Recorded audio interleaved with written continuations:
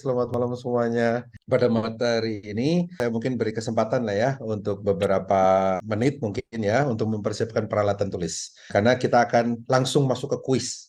Mungkin pertanyaannya, kenapa kuis dulu? Ya, kan kalau misalnya kita udah belajar sesuatu dikasih kuis kan nilainya lebih tinggi. Jadi ini intinya mah kita dapat nilainya dulu, nanti baru kita pelajarin kenapa kita dapat nilai tersebut. Sekitar 30 detik lagi, kertas saja sama bolpen atau pensil, nggak masalah, karena ya ini harus ditulis jawabannya. Judul untuk malam hari ini adalah Tendency of Expectation. Saya jelaskan dulu sebentar dari mana materi pada malam ini diambil. Dari satu buku, dan namanya Four Tendency. Penulisnya namanya Gretchen Rubin. Jadi kita mulai, kita langsung ke kuisnya. Kuisnya sangat mudah, hanya ditulis jawabannya saja A, B, C, atau D. Untuk pertanyaan 1 sampai pertanyaan 6. Silakan dibaca. Cepat saja, jadi yang kira-kira sangat menggambarkan reaksi atau jawaban Bapak dan Ibu semua di sini. Langsung saja. Kalau ada yang tidak jelas, bisa bertanya.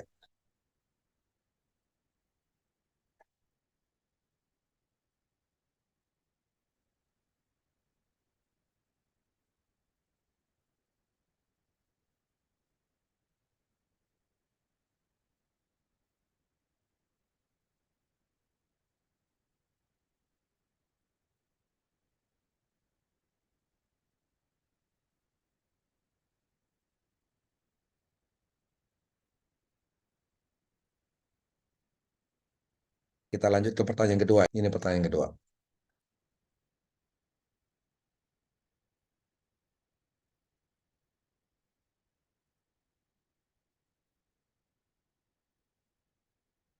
Jawabannya refleks saja. Jangan terlalu banyak dipikirkan. Dan saya harap Bapak dan Ibu di sini bisa jujur ya terhadap diri sendiri.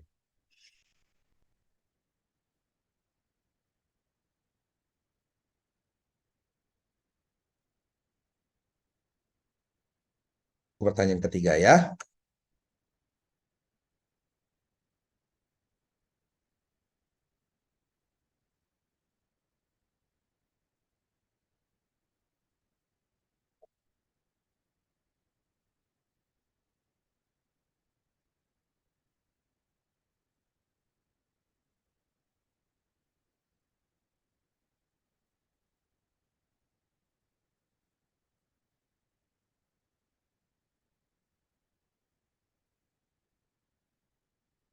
Kita lanjut ke pertanyaan keempat.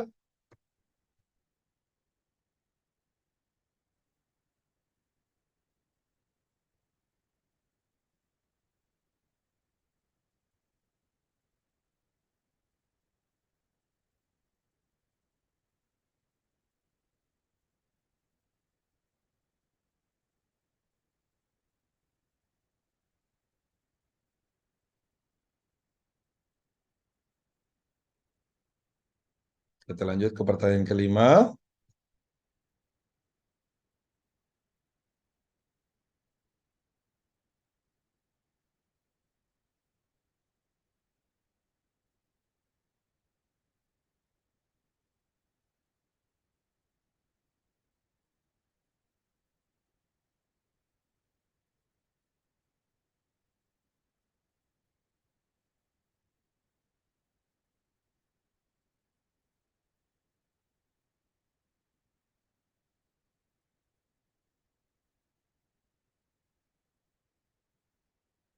Kita lanjut pertanyaan keenam.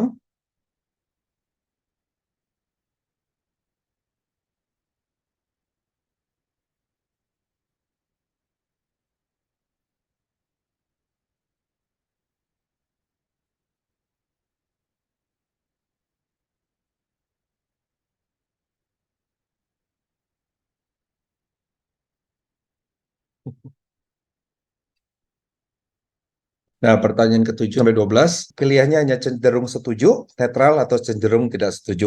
Oke, kita mulai.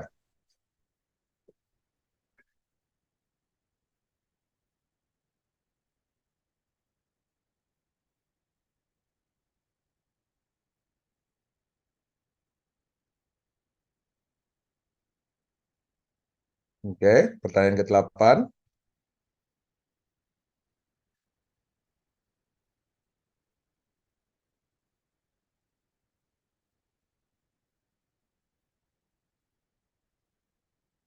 Pertanyaan yang ke-9.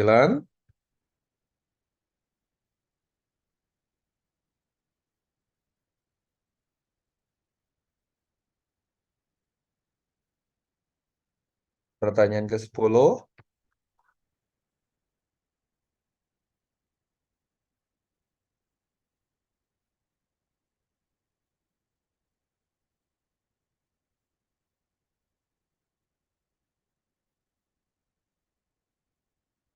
Pertanyaan yang ke-11.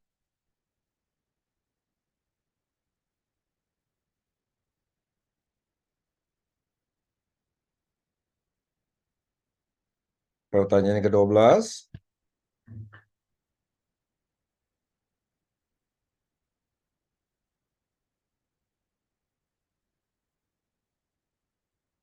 Dan pertanyaan terakhir.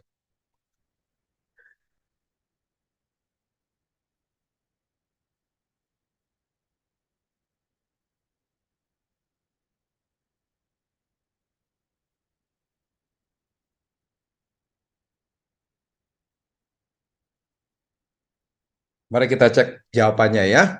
Saya akan berikan kunci jawabannya. Kalau misalnya jawaban untuk pertanyaan nomor 1A, ditulis kodenya aja. U untuk upholder, Q untuk questionnaire, O untuk obliger, dan R untuk rebel. Silakan. Pertanyaan nomor 7 sampai 12, kalau jawabannya netral atau tidak setuju dikosongi aja.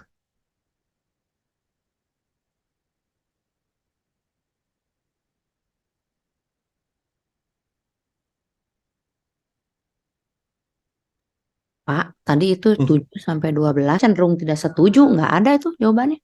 Ya udah kosong.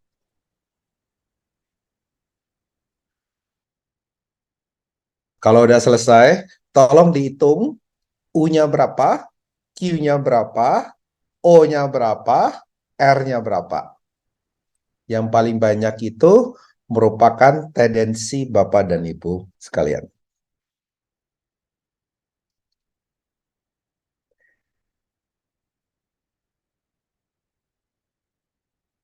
Saya kira cukup ya. Mari kita lanjutkan. Ini penjelasan dari four tendency yang by Gretchen Rubin. Jadi, menurut Gretchen Rubin, manusia itu dibagi menjadi 4 tipe dalam menghadapi ekspektasi. Jadi, ekspektasi itu bisa dibagi menjadi 2. Ekspektasi dari luar, atau orang lain yang memberikan ekspektasi terhadap kita, atau ekspektasi yang dari dalam, atau ekspektasi yang kita berikan kepada diri kita sendiri. Misalnya, kalau kita sedang bekerja, ya, bekerja dalam tim gitu misalnya. Nah, ada ekspektasi sendiri yang tim itu berikan kepada kita. Ya, mungkin yang paling mudah adalah untuk menyelesaikan pekerjaan itu sendiri. Ya. Nah, tapi ada juga yang seperti ekspektasi terhadap diri sendiri misalnya, oh, pekerjaan saya harus selesai dengan standar A misalnya gitu. Jadi 4 tipe orang itu, yang satu upholder, kedua questionnaire, ketiga obliger, yang keempat tuh rebel. Masing-masing mempunyai cara unik dalam menghadapi ekspektasi walaupun dari luar atau dari dalam. Kita masuk ke upholder. Upholder itu dapat menjalankan ekspektasi dari luar dan dalam. Jadi upholder itu kalau mau melakukan sesuatu, diminta diberikan ekspektasi sama orang lain, akan dia lakukan. Tapi kalau dianya sendiri mau melakukan sesuatu, dia akan melakukan. Questionnaire itu kalau ekspektasinya dari orang lain, dia akan susah untuk menerima. Tapi kalau ekspektasinya dari dirinya sendiri, dia akan melakukan. Obliger itu kalau dari orang lain, dia sanggup untuk melakukannya. Tapi kalau ekspektasi dari dalam, dia akan susah. Nah, kalau rebel, mau dari luar, mau dari dalam, itu akan susah dua-duanya. Kita mulai penjelasan dari upholder. Ini adalah strength dan weaknesses dari upholder. Karena dia tipe orang yang bisa menjalankan ekspektasi dari luar dan dalam, jadi strength-nya itu semua-semuanya dia bisa melakukan sendiri. Bisa memotivasi diri sendiri. Dan orangnya teliti, Reliable itu dapat diandalkan kalau nggak salah. Thorough, jadi semuanya dicek. Dan ini yang saya paling suka, stick to schedule. Jadi kalau misalnya udah janji jam 8 di BIP lantai 2, ya jam 8 di BIP lantai 2. Nah, weakness-nya itu defensif. Defensif dalam arti kalau misalnya dia melakukan kesalahan akan sangat defensif orangnya. Rigid itu kaku. Kalau ada perubahan dalam rencana atau misalnya ada jadwal, jadi misalnya ketemu dari jam 8 di BIP lantai 2. Terus tiba-tiba ada pesan, aduh sorry saya telat, ketemunya bisa nggak jam 9 di BIP lantai 3. Nah, itu mungkin dia akan marah-marah. Ya, walaupun perubahannya nggak terlalu banyak. Terus habis itu weakness yang lain, nggak suka bercanda atau uptat itu ya kayak kaku sih, bisa dibilang kaku banget gitu loh. Terus yang lain, uneasy when rules are ambiguous atau undefined. Jadi orang upholder ini tipe orang yang sangat suka dengan aturan. Jadi kalau misalnya ada aturan mengatakan jangan berdiri di tempat ini, dia akan melakukan itu. Dan kalau misalnya aturannya nggak jelas gitu misalnya, jangan berdiri, dia akan bingung. Maksudnya jangan berdiri itu jangan berdiri di tempat ini, jangan berdiri di tempat yang mana. Gitu. Yang terakhir, demanding. Karena dia itu bisa melakukan apa yang orang lain harapkan dan apa yang diri mereka bisa harapkan. Jadi mereka berpikir orang lain juga harus mempunyai standar yang sama. Makanya demanding. Nah, gimana kita menghadapi orang yang seperti ini? Atau kau bahkan upholder itu kita, bagaimana kita menghadapi diri kita sendiri? Ini caranya, ini karakteristiknya. Ya, mereka itu sangat mudah untuk menghadapi ekspektasi dari dalam dan luar.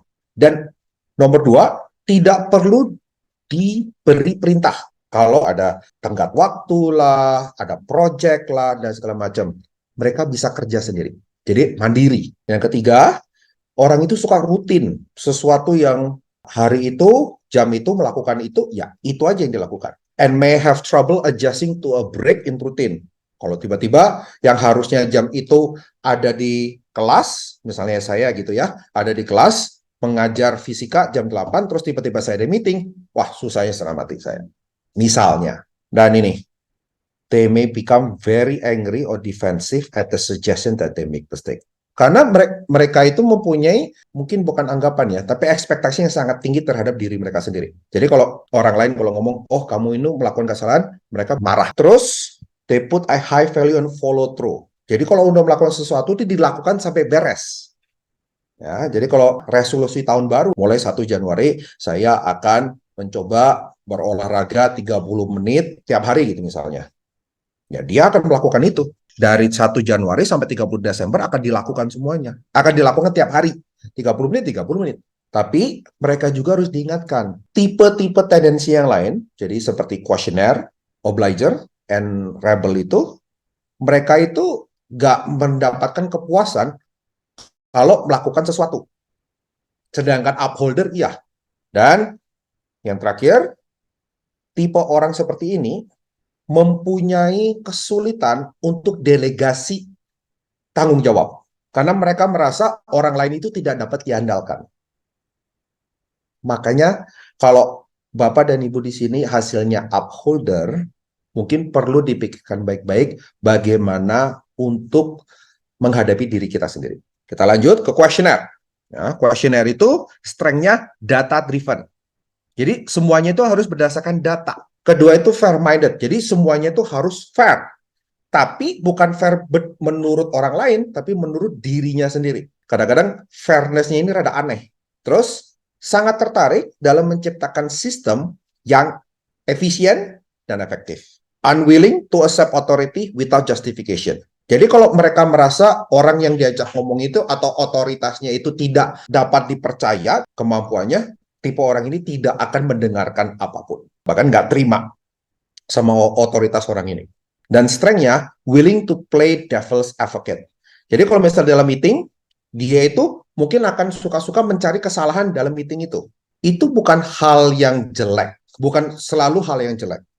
Karena tipe orang khususnya di Indonesia itu suka hal yang baik-baik saja. Tapi seringkali hal yang penting itu umumnya susah untuk didiskusikan. Weakness-nya can suffer analysis paralysis karena dia selalu bertanya, selalu menggali informasi. Informasi terlalu banyak, jadi dia bingung. Saya harus ngapain ya sekarang? Nah, itu hati-hati. Terus, impatient with what they see as complacency. Complacency itu keinginan atau kepuasan terhadap diri sendiri. Kalau kita merasa complacent, itu kita tidak mau menjadi orang yang lebih baik lagi. Tidak mau mengembangkan skill kita. Nah, kuesioner kalau ketemu sama orang ini akan menjadi sangat tidak sabar. Dia akan selalu bertanya, kenapa sih kamu cuma begini-begini saja? Nanti bisa jadi ribut itu. Terus, unable to accept closure if there are still unanswered question. Pokoknya pertanyaannya harus dijawab. Kalau nggak akan berhenti. Ya. Tipe orang seperti ini. Yang lanjut, may refuse to observe expectation that others find fair. Misalnya, kita tahu kan, kalau lampu lalu lintas itu ada 3 warna. Merah, kuning, sama hijau. Orang TV ini akan nanya, kenapa merah itu berhenti ya? Kenapa kuning itu hati-hati? Dan kenapa hijau itu jalan? Apa maksudnya? Walaupun bagi orang lain tuh, ya udah terima aja. Kenapa harus sampai digali sampai segitunya? Ya. Dan yang terakhir, kuesioner itu, walaupun tipe orang ini suka bertanya, tapi nggak suka kalau ditanya. Ya, oke lah, sedikit aneh, tapi udah. Oke, nah, dealing with questionnaire, ya, karena mereka bertanya apapun, jadi kalau kita ketemu sama orang seperti ini, ya, kita harus meyakinkan kalau kita bertanya atau berdiskusi itu ada maksud yang jelas. Yang kedua, mereka itu sangat memberikan prioritas tertinggi terhadap recent research and information. Jadi data, dan data. Ya. Tanpa data, mereka tidak akan terkonvince itu teryakinkan gitu loh. Akan selalu bertanya, akan selalu bertanya. Ya. Terus yang keempat, they follow the advice of authority only if they trust the expertise. Ya, seperti tadi yang di weakness, ya. Jadi kalau misalnya mereka merasa kalau expertise dari orang itu tidak dapat diterima sama questionnaire, ya udah forget it. Dia nggak akan melakukan apapun. Terus selanjutnya, they follow their own judgment. Jadi apa yang mereka pikirkan, ya itu yang mereka lakukan. Makanya mereka itu sangat mudah melakukan sesuatu yang mereka percayai. Tapi ekspektasi dari orang lain belum tentu. Karena mereka harus mempertanyakan dulu. Masuk akal nggak bagi mereka? They dislike being questioned themselves. Jadi mereka tuh nggak suka kalau ditanya. Karena they consider the action carefully. Jadi sebelum mereka melakukan sesuatu, tuh mereka sudah berpikir dulu. Pro sama konnya, alasannya kenapa, datanya kayak gimana. Jadi kalau mereka ditanya itu kayak, kenapa harus nanya sih? Gitu loh. Jadi kayak irritating gitu. Ya, bagi mereka. Karena sudah memikirkan dari berbagai sisi, berbagai sudut pandang, gitu kan. Jadi kalau ditanya, kayak nggak percaya sama mereka. Ada perasaan kayak gitu. Yang terakhir, they may have trouble delegating decision making. Jadi mereka itu kalau punya decision power ya, decision making power gitu kan, untuk ngambil keputusan, mereka susah untuk memberikan itu kepada orang lain. Karena anggapannya orang lain itu tidak mampu mengambil keputusan berdasarkan standar yang dia punya. Ya. Oke. Nah, kita pergi ke obliger. Nah, obliger. Itu yang satu good boss. Ya. Jadi obliger itu tipe orang yang dapat menerima atau dapat menjalankan ekspektasi dari luar, sangat mudah. Tapi ekspektasi terhadap dari dirinya sendiri itu susah. Jadi selama dia harus memberikan pertanggungjawaban kepada orang lain, entah itu teman, atau misalnya suami atau istri, atau itu bos, atau misalnya apa, dia akan melakukannya. Tapi kalau dia misalnya membuat janji terhadap diri sendiri, oh saya akan olahraga 30 menit dalam sehari, tapi orang apa obliger ini nggak ngomong ke siapapun, susah. Karena dia bisa dibilang people pleaser ya. Jadi good boss. Karena dia selalu memperhatikan bawahannya. Responsive leader juga dan team player. Kedua, feel great obligation to meet other expectation. Jadi kalau kita kasih ekspektasi atau misal kasih tugas kepada dia, akan selalu dikerjakan sampai selesai. Responsible, bertanggung jawab. Selanjutnya, willing to go the extra mile. Jadi kita harapkan selesai misalnya di tahap 1 misalnya. Obliger itu akan melakukan sampai tahap 2. Dan saya nggak tahu ini strength atau enggak, tapi menurut bukunya ini strength. Saya kurang setuju kalau yang ini. Respond to outer accountability. Jadi harus ada pertanggungjawaban kepada orang lain. Saya nggak tahu kalau ini strength atau enggak. Menurut saya sih enggak sih. Ini lebih masuk ke weakness ya. Kalau menurut saya. Tapi kalau menurut bukunya ini strength. Weaknessnya, susceptible to overwork and burnout. Jadi karena dia itu tidak memperhatikan dirinya sendiri, tapi mencoba menyenangkan orang lain, jadi overwork sama burnout. Karena mereka gampang untuk dieksploit sama orang lain, digunakan, dimanfaatkan, di-abuse. Karena orang pikir, ya udahlah, kasih kerjaan ke kamu beres kok. Ya udah kasih kerjaan lagi aja. Terus, terus, terus, terus. Nah, jadi hati-hati. Kalau misalnya kita ketemu sama orang kayak gini. Atau bahkan kalau diri kita adalah orang seperti ini.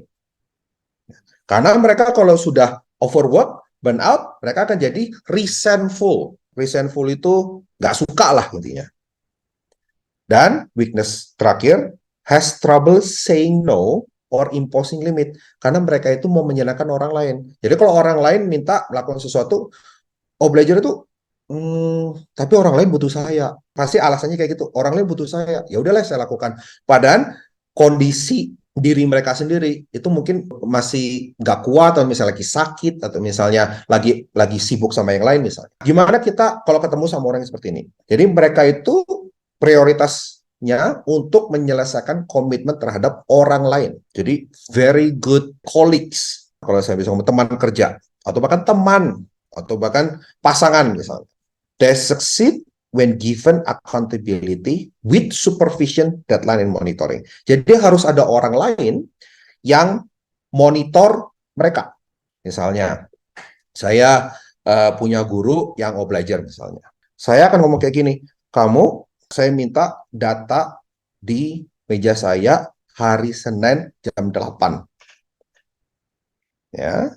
Dan obliger ini karena mereka ingin menyenangkan saya, dia akan melakukan itu. Tapi kalau saya kasih tahu, ya udahlah, kamu kerjain datanya kalau kamu bisa aja, itu nggak akan bisa.